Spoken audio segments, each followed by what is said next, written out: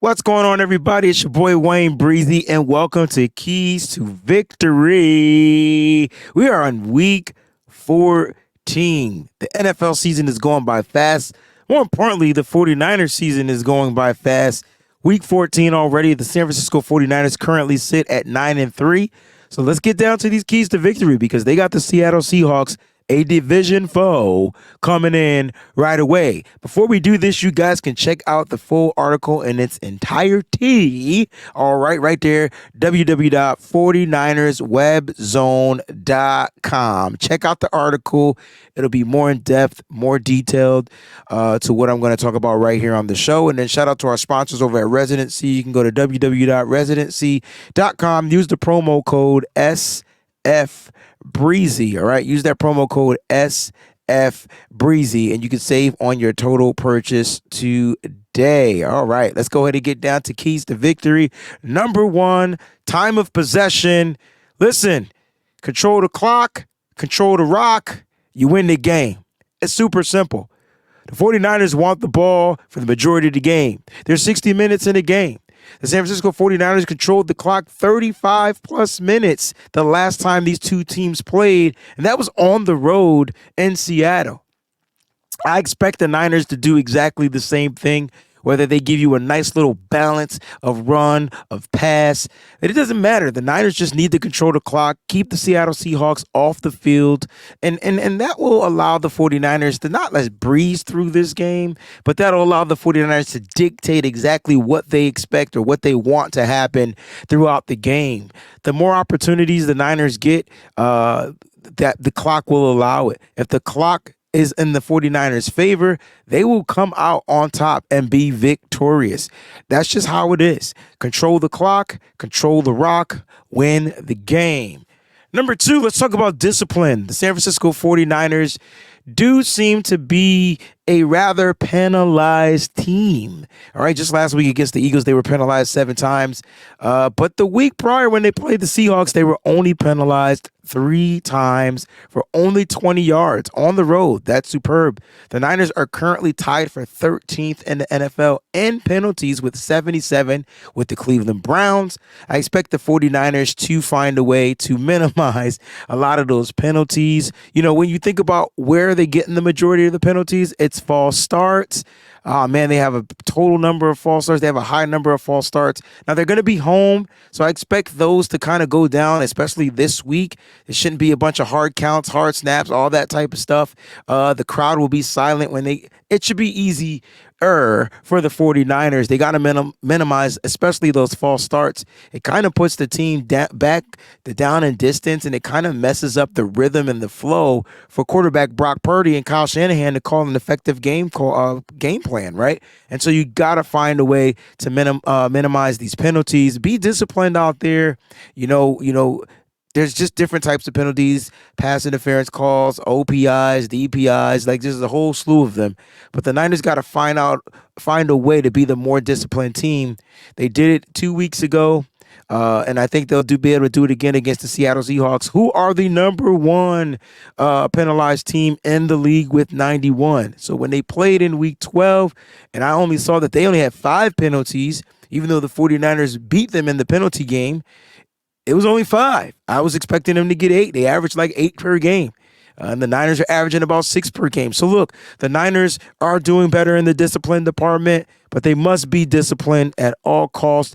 You don't want to mess up the flow or the fluidity, especially on offense. And defense, you get to the third downs, you get those crazy penalties, those defensive hold calls, PIs, all those types of things.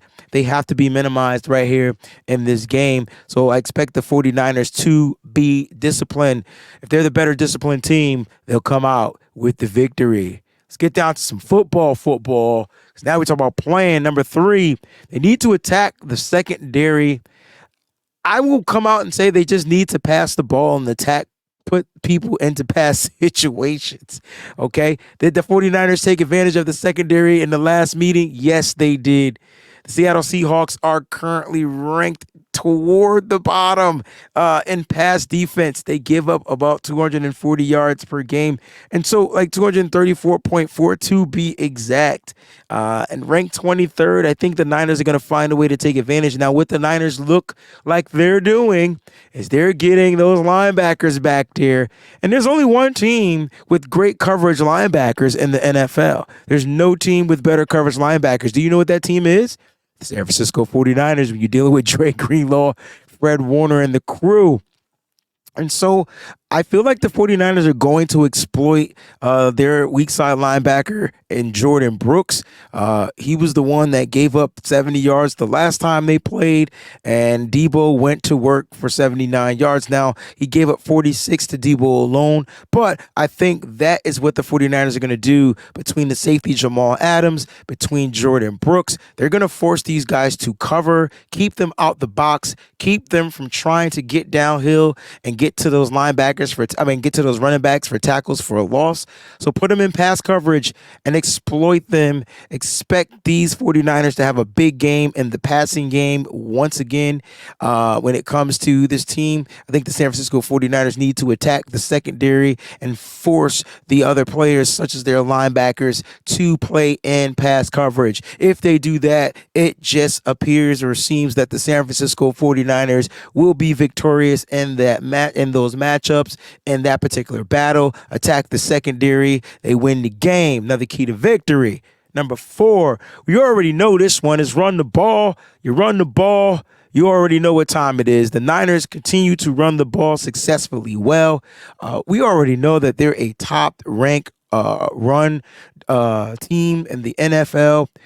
When you look at where they are, I mean, they're top 1, 2, 3, 4, 5. They're actually ranked 5th with 136.8 yards per game. Okay. They're right there under the Detroit Lions, Chicago Bears, Miami Dolphins, and Baltimore Ravens. So the San Francisco 49ers do run the ball. They got the number 1 rushing leader on their team in Christian McCaffrey. They're finding other ways to run the ball.